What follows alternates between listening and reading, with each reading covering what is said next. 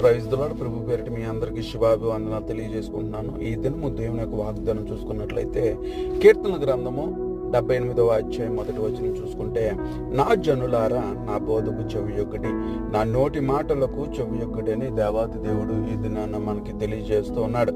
ఈ యొక్క నూతన సంవత్సరంలో 3వ రోజున ఉన్నటువంటి మనము ఈ దినాన దేవుడు మనతో మాట్లాడిన మాటకి మనం ఎప్పుడైతే విధేయత చూపించగలుగుతామో, ఈ నూతన సంవత్సరంలో నీ స్థితిగతులు మార్చాలని, నీ అక్కర్లు మార్చాలని, నీ పరిస్థితులు చక్కబెట్టాలని, నీ యొక్క స్థితిని మార్చి క్రీస్తు అనే బండ మీద నిలపాలని దేవుడు ఆలోచన చేస్తున్నాడు, ఇష్టపడుతున్నాడు, ప్రేమిస్తున్నాడు.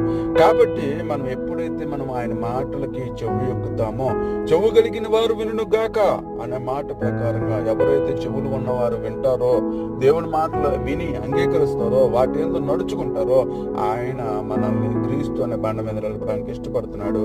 అటు మన